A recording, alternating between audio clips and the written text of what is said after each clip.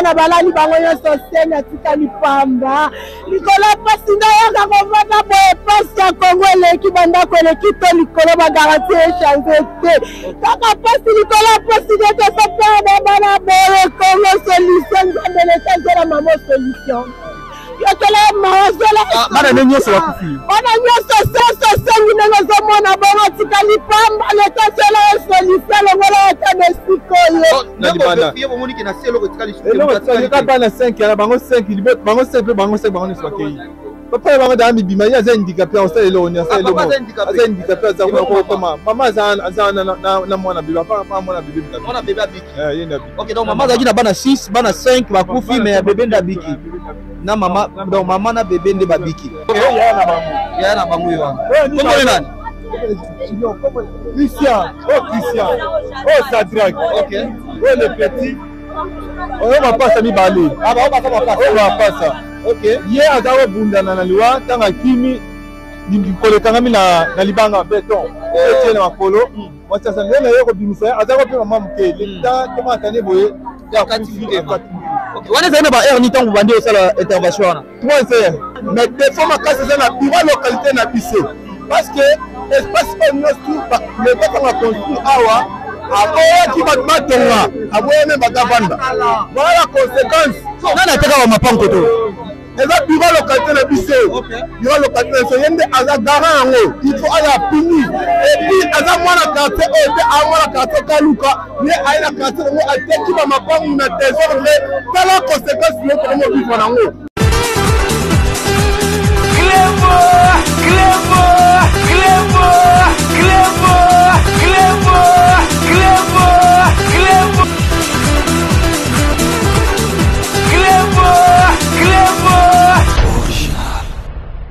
Abisso sur Cham Maloba officiel, merci pour votre confiance et fidélité. C'est toujours moi le vôtre, Grady Mouya, autrement dit le fils de la promesse. Nous allons en la Bible Moussala, Kakandenge Zalak. Alors, Tolamukina Tongo, le lot, nous allons mardi le 13 décembre 2022, Bengi Bisso Mbango, na commune Yangaliema, précisément, na quartier Congo, na Kalabanda, Kobenga Yango, quartier Zaïre. Le lot est comme Bongo, quartier Congo, et pas Iwapi, Bandeko, Batiki Bisso, Kolandi Sambulo, et Bandaki Bongo, Nangonga ya 1h du matin. Mbula déjà bandaki kobeta ndenge bandeko na biso ya Brazzaville ba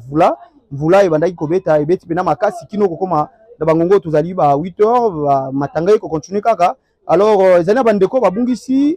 milimo na bango libota moko ebungisi bana 5 donc bazaki na bana 6 kaka bebende atikali na mama na papa mais bana 5 bakufi alors ezo pesa pasi yango tokosenga na bandeko yo bakokaka te kotala ba image ya somo balongwa liboso ya ba télévision na bango parce que ba image oyo ezali pena somo ezali pasi makasi komona ndenge ba mbinga ya mibali balali pasi na motema komona ndenge ba boti ba kolela donc eko sala pena pasi alors benike ba azalaki na biso na sima caméra pona kotalisa biso ba image oyo wapi eko pesa pasi tozali ndenge na bino na commune ya Ngaliema na quartier Congo ezali juste na sima palais de marbre donc soki o commune na sima palais de marbre nde okomona sima okapi donc okapi palais de marbre nde okomona place oyo érosion oyo ebomi bandeko na biso donc tokotikela bino siko bolanda na bilili ba image oyo mais tokotuna nani oyo atekela bandeko ba place oyo parce que normalement ezali place oyo bandeko bakoki kotonga te alors bandeko nde bazabwe na mapangu na bango baza na ba document ba fiche parcellaire l'état nini apesa bandeko oyo ba fiche parcellaire. Est-ce que tant que l'État komaki na makoki ya kopesa bandeko ba fiche parcellaire ba tala kite parce que normalement za rasoki bandeko ba sombi lopango tant ba sombi lopango ba yaka kosala constat de lieu. Alors na mituni question est-ce que l'État qui kosala constat de lieu amona bisika oyo a ko léguer population ba document donc toko senga vraiment na ba konziamboka na biso ba fongola miso kotala ete ba place oyo ba kote que la population za ba place oyo population akoki kofanda te mais vu que passe ezali na mboka ko foutela lelo ekomi pasi ko foutela lelo il faut na makoki ebele yango bandeko ba ko ba place o pesa na ngo ya mikie po ete ba ko vivre na bana mais kasi to ko mona ba place ngo bandeko ba ko somba ezali ba place o ekomemelaka bango ba problème na mikolo eko ya neti lelo to moni ndenge libota oyo ezaka libota moko te nde ebungisi bato soki to kitisi na se kuna makasi to ko mona libota mosusu ebungisi mwana mokie donc eko pesa pasi abungisi bana mibale donc eko pesa pasi ko mona makambo ya boye oyo eko leka na mboka na biso République démocratique du Congo. Alors na ko tikela bino botala na ba image na ba interview to sali ndenge bato ba kolela na likambo ekweli bango na mokolo ya lelo. Alors ngana bino tokutani prochainement. Merci na Benike bo alaki bon na sima ya caméra. Au revoir. Bye. Tout le monde a sikoyo eza ndako bandeko ba wanda kufanda.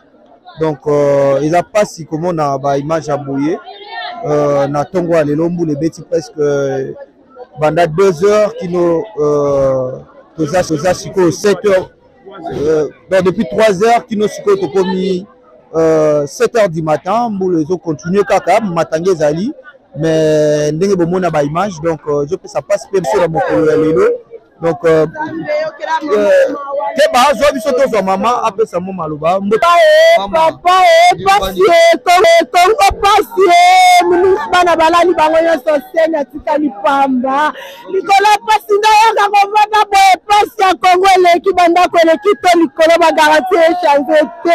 kaka pasi likolo pasi nete soperde bana boye Kongo solution nzambe leta zela mamo solution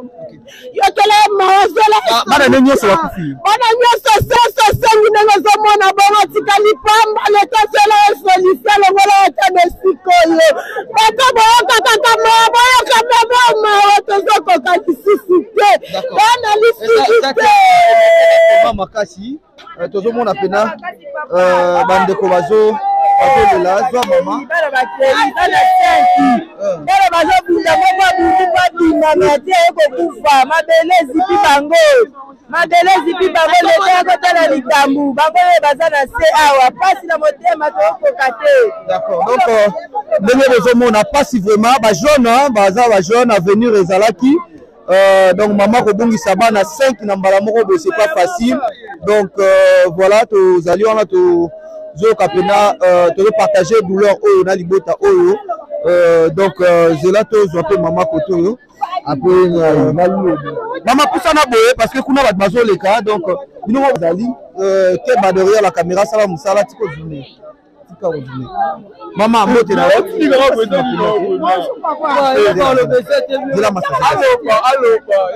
mama mbote papa tomoni likambo oyo na tongo pasi na motema lilobani okoki kotia par rapport ya makambo ekomi lelo koto makambo ozomona oyo bakonzi bakomi kopona bilongi bakartier ya kopona bilongi kartier kongo batia yango ka te bakote biso bazobongisa mabulu bongo biso awa biso bazobasi te biso banyama tinda vote biso bazovote bango bakoma na mbongo babosani kote oyo nyonso nganyema mpona nini batia so likambo telebebakisi bisina bafana eza te bakoaso babulu te bafanda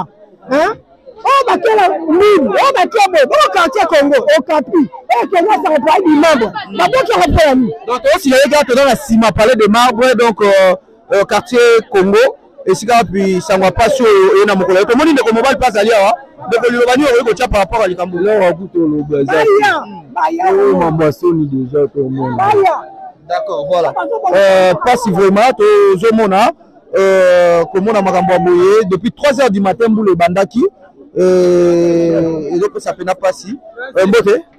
bonjour kundamaki donc na fulu oyo mbula banda 3 heures baye kobenga nga na ndako ye papa yaka mbango bana kumiri na ndako kuna ekwei ntango na ye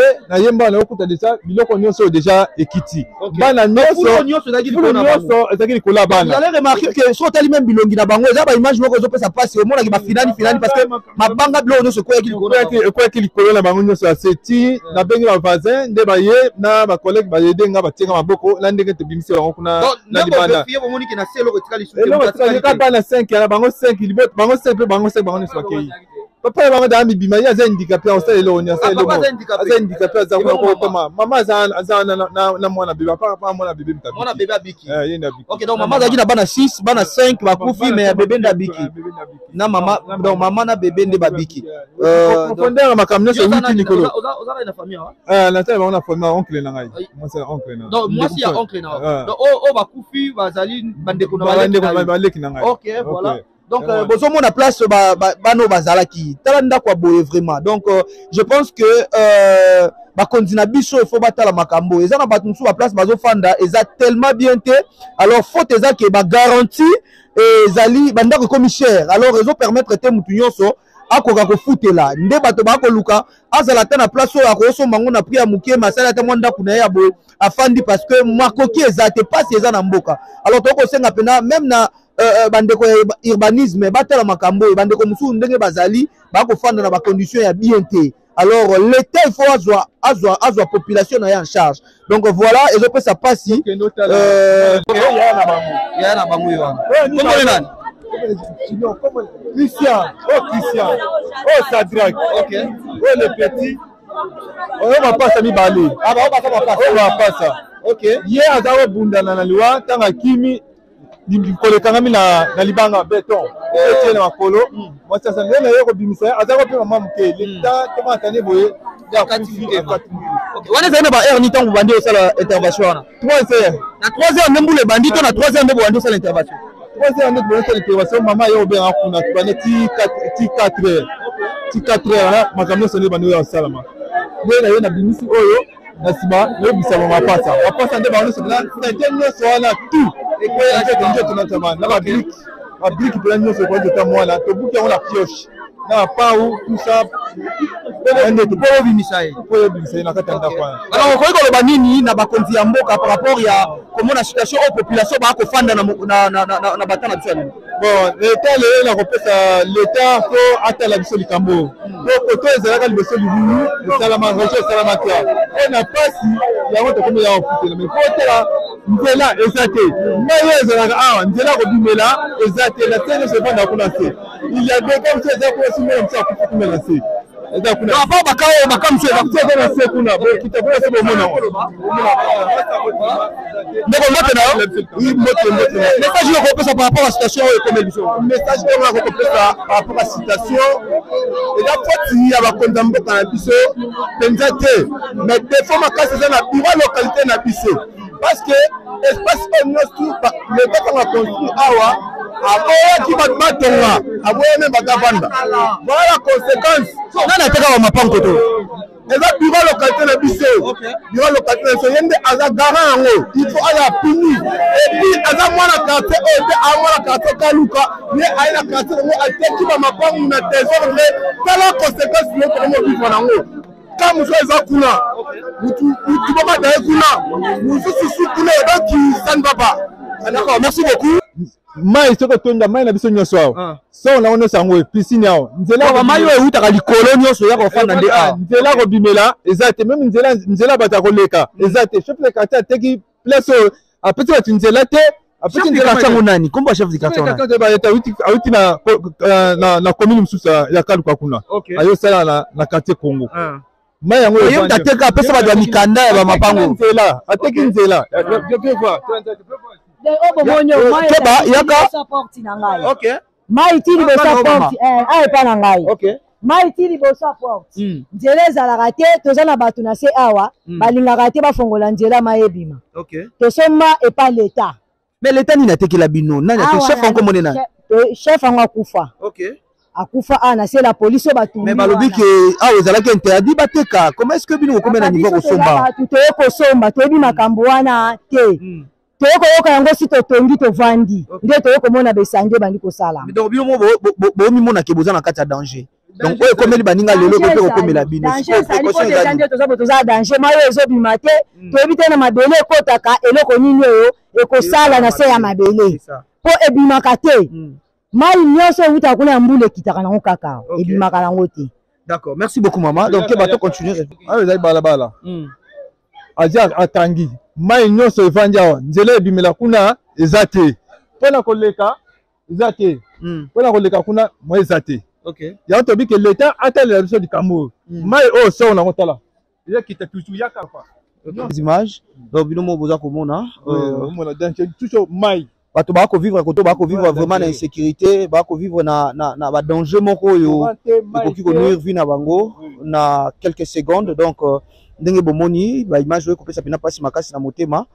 alors to ko senga ka na l'état à se prendre en charge na bandeko bako fanda koto parce que moto ateki mabele o moto ateki koto oyo babengi balobeza chef du quartier alors que awa ezalaki na makoki ya koteka mate il fallait pas koteka yango mais chef du quartier ateki yango tala siko ba conséquences oyo komeli bandeko na mokolo ya lelo donc ça fait tellement mal na komona ba image aboye na ebiki bande ko belé bako ko tala yango te parce que et ko ça la passe na motema. Donc Benike ba merci ozaki na biso na sima ya caméra. Donc ngana bino je pense que tokutani prochainement toujours la même chaîne Cham Maloba officiel puis club original du grand professeur Ngadi. Au revoir, bye. Kodiasimo vous propose un crédit immobilier. Vous êtes du Congo ou de sa diaspora? Vous désirez devenir propriétaire en RDC et faire construire votre maison en toute quiétude? Obtenez votre crédit, puis commencez son remboursement uniquement dès la livraison de votre maison. À la Cité Kimia, nos maisons seront toutes construites aux normes internationales. Située à seulement 25 minutes de l'aéroport de Njili, 10 minutes de Safari Beach, au cœur de cette cité moderne, vous y trouverez aussi un centre commercial avec plusieurs commerces de proximité. Nos bureaux sont situés au 173 avenue Mutombokachi, dans la commune de La Gombe, référence rond-point Forescom. Venez dès à présent réserver votre lot dans ce nouveau havre de paix à Maluku, ce nouvel Eldorado au Congo. Kodiasimo, la meilleure adresse pour construire la vôtre. Sepela TV ezali décodeur ya Banamboka. Sepela TV différence nango ezali na ba décodeur mususu oto zalaka nango na kati ya ndaku. Sepela TV botala ngo ezaka mukie. Eza mukie olingi ko voyager ozu yango o voyager nango. Parce que ba décodeur obiso to zalaka nango evandika na ndaku mais Sepela TV déjà eza mukie botala ozu o kolisi yango ka na poche na kosi na poche à veste o voyager o memi yango partout dans le monde ici que kende. Donc on a besoin il y a câble HDMI, courant na internet. Internet est comme partout, courant est partout. Donc ils en a plus de 500 chaînes yo surtout ya kitoko. Bilengi ba choix ya congolais kaka mutaoye bango. Donc congolais kaka mutaye bien. Congolais kaka mutaoye ba elengi nini yo kaka. Donc congolais kaka mutaye bien. Donc c'est relative ça. Ya Banamboka bozwa abonnement nango okozwa ngo ya ne mobimba okozwa ngo pe par mois au bengi bango na ba numéro na bango bozali komona. Donc Sepela TV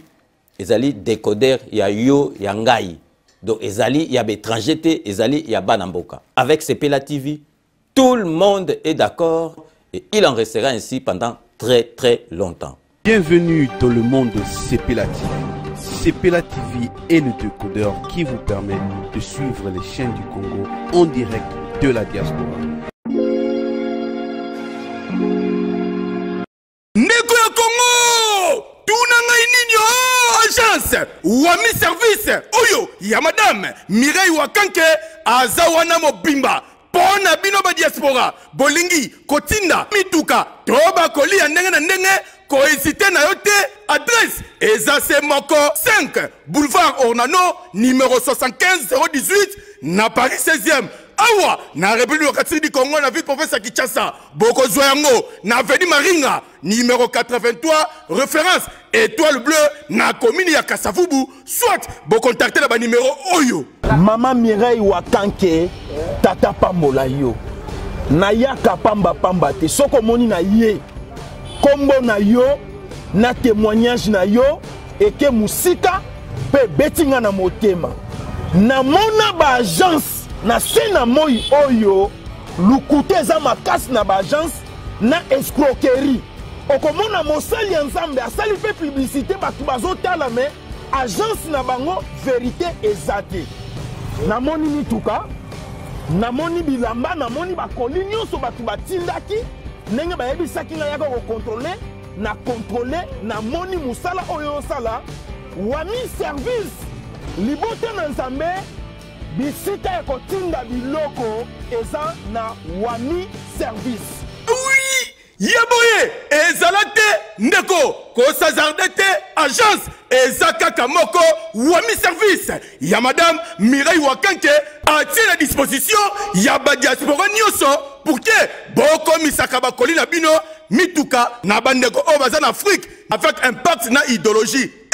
Wami service pardon maman Mireille Wakanke balinga pe ba congolais boete prix ya mobobe Wami service et pas Mireille Wakanke. Wami service frappe na le frappe na retour.